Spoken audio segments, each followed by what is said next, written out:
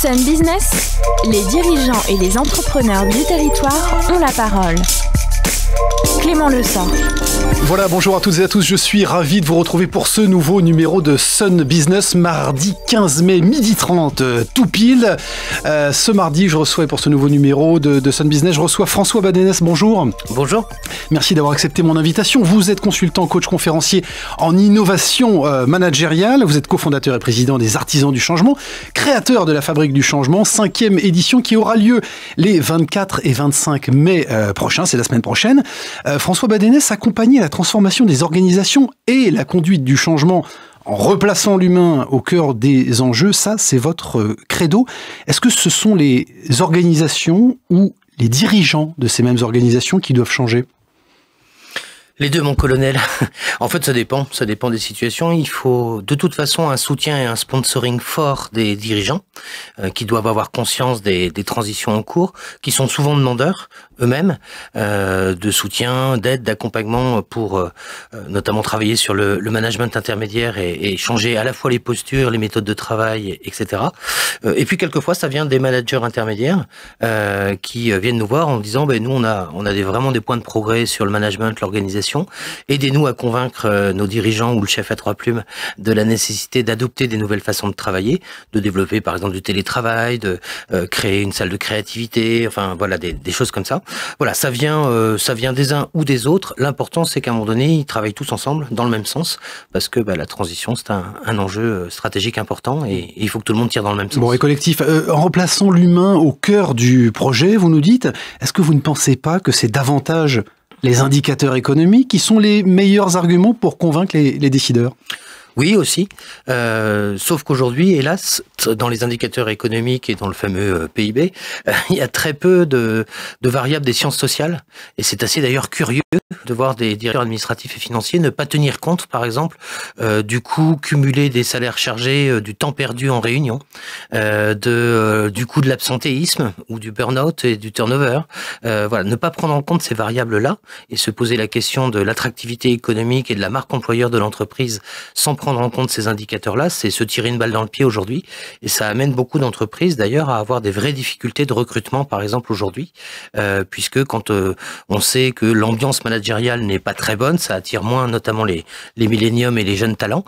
Et quand bien même on les attire, on n'arrive pas forcément à les garder. Et ça, par exemple, aussi, c'est un indicateur économique. Ne pas savoir garder les talents, ça coûte de l'argent. Bon, François Badenès, est-ce qu'il faut dépenser beaucoup d'argent pour changer son organisation ? Pas nécessairement. En fait, il y a plein de... Ça coûte cher ? Ça dépend au degré de maturité d'où on démarre en fait. Il y a des organisations qui, à travers, par exemple, l'organisation d'un forum ouvert ou d'un hackathon, vont tout de suite déclencher et mettre en œuvre des actions très concrètes, de bon sens, qui vont améliorer l'organisation et faire gagner en efficacité à la fois économique et sociale. Parce que moi j'ai la conviction profonde, et ça rebondit avec votre première question, que on peut réconcilier les deux et que c'est même étroitement lié et que finalement juste remettre les choses dans le bon sens et remettre l'humain au cœur des enjeux, c'est remettre du bon sens dans l'organisation. Et ça coûte pas forcément cher. Remettre en cause, par exemple, l'hypertrophie des process et les processus qui, aujourd'hui, stérilisent complètement la créativité de beaucoup d'organisations parce qu'on est allé beaucoup trop loin dans le contrôle, les contrôleurs de gestion à tous les étages, etc., etc. Un certain nombre d'emplois parfois inutiles. On estime aujourd'hui que dans les grandes organisations françaises, il y a environ 30% de bullshit jobs, c'est-à-dire de jobs qui ne servent à rien. J'aimerais bien qu'on me dise le coût, moi, de ça, concrètement, dans mon produit final ou dans mon service. Pour autant, pour les sceptiques donc à ces changements, est-ce que vous pouvez leur donner des garanties très concrètes qu'il va y avoir un ROI, un retour sur investissement rapide? J'adore cette question du ROI parce que j'ai une vision du ROI, moi, qui est le ROI au cube. Pour moi, le ROI, c'est aussi le retour sur intelligence collective, le retour sur innovation, et je me pose la question de quel serait le retour sur inertie. C'est-à-dire les entreprises qui ne vont rien faire autour de ces enjeux de nouvelles façons de travailler, d'agilité, de créativité, de nouvelles façons de bosser plus efficacement. Où seront-elles dans 5 ans? On le voit déjà, puisqu'il y a quand même pas mal d'entreprises qui se cassent la figure, et il y a beaucoup de grandes entreprises, notamment celles du CAC 40 en France, qui sont en grande difficulté aujourd'hui, à force de pas être agiles, à force de pas avoir pris en compte la transition digitale, la transition managériale et tous ces enjeux d'innovation. Alors vous parlez justement de l'humain, mais est-ce que ce ne sont pas davantage, encore une fois, les révolutions technologiques et industrielles qui ont provoqué les changements plus que les convictions et l'attention particulière à l'humain? Je pense pas. Je pense que les deux sont liés. Alors évidemment, la transition numérique et la révolution numérique, a évidemment impacté fortement les usages et la nécessité de. Elles nous ont donné tout simplement, je crois, en fait, aujourd'hui, tous les outils techniques pour bosser dans le sens de plus de collaboratif. Mais même si tu as le meilleur réseau social d'entreprise du monde, mais que par contre, depuis l'école, on t'apprend à pas copier sur le voisin, on t'apprend à respecter la ligne hiérarchique, le chef à 3 plumes, à mettre sous couvert d'eux, etc., à inonder de mails toute la hiérarchie dès qu'il y a le moindre truc, ça va pas changer grand-chose, en fait. Donc, c'est bien sur les deux volets qu'il faut travailler en même temps, les outils, et la prise en compte, travailler contre la rupture numérique d'usage, en formant les collaborateurs, y compris aux usages des médias sociaux, mais aussi travailler sur les postures pour partager la connaissance, partager le savoir, et que les managers, et ça nous on a l'intime conviction qui est vérifiée sur le terrain tous les jours, que le rôle du manager n'est plus d'être un cadre contrôleur, mais de devenir un leader facilitateur. Alors vous parlez des managers, mais des responsables des ressources humaines sont extrêmement mobilisés également dans ces enjeux, en tout cas concernés entre l'acculturation, mutation technologique, on vient en parler, digitale, les adaptations au temps de travail, le bien-être, la montée en compétences, les formations. Est-ce qu'on ne leur demande pas l'impossible aujourd'hui? Est-ce que les entreprises peuvent tout, François Badenès, pour soulager nos besoins, nos envies de changement? Est-ce qu'on ne leur demande pas trop? Elles sont avant tout des agents économiques et pourvoyeurs d'activités, de travail. Mais on leur demande. Elles se demandent, et à juste titre, elles-mêmes d'être efficaces sur le plan économique et social. Parce qu'aujourd'hui, pour être efficace sur le plan économique, il faut attirer des talents, il faut libérer la créativité des collaborateurs, il faut que chacun ait envie de donner le meilleur de soi-même, et des salariés engagés. 91% des salariés français aujourd'hui sont désengagés. Donc si vous travaillez avec des gens qui sont pas motivés, qui n'ont pas tellement envie de venir au travail ou de donner le meilleur d'eux-mêmes, il y a un petit problème. Donc oui, on leur demande beaucoup. Je pense que, puisque vous posez la question des ressources humaines, je pense que c'est l'un des métiers qui va le plus évoluer dans les années qui viennent. Et il faut pas en avoir peur. C'est absolument passionnant. On va passer en fait d'une vision de gestion du personnel assez classique à ce que j'appelle moi les richesses humaines, l'acquisition de talents et la responsabilité sociale des entreprises. Donc un métier beaucoup plus pluriel, plus polyvalent, qui doit, mais c'est déjà le cas, travailler avec toutes les autres directions. Et il y a plein de fonctions support comme ça qui doivent absolument, intimement travailler ensemble. La DSI, Direction des systèmes d'information, la DIRCOM et la DRH. Un exemple très concret de ça. Les RH, à force de pas avoir pris le pli du numérique, ont laissé confier les grands projets d'intranet des entreprises aux informaticiens. On voit le résultat. Des usines à gaz partout.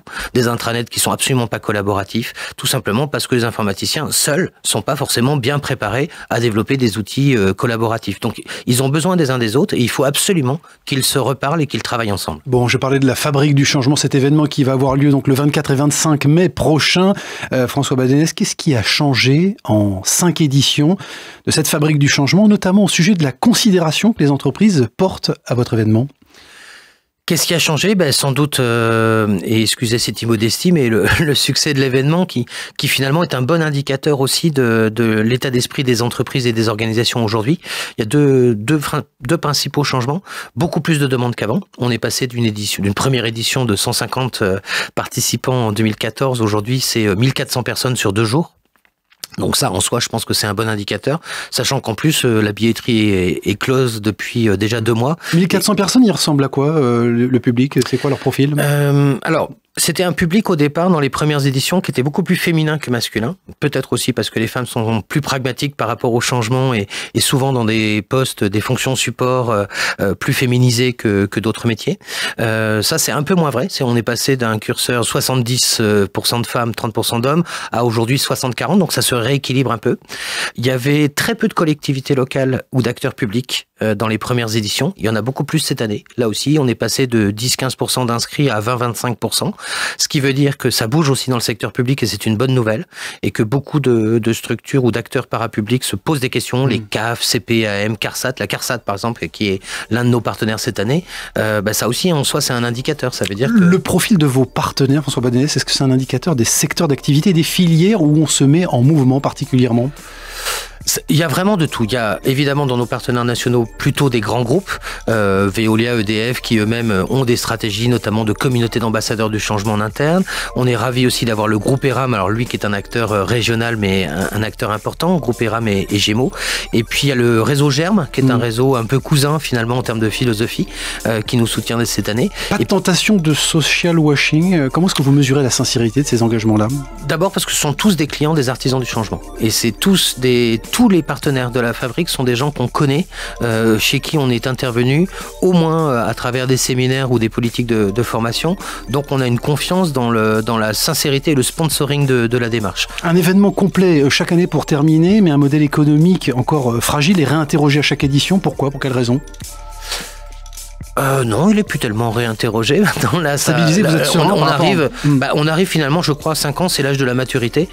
C'est cette année vraiment que, voilà, on est dans l'équilibre de ce qu'on visait.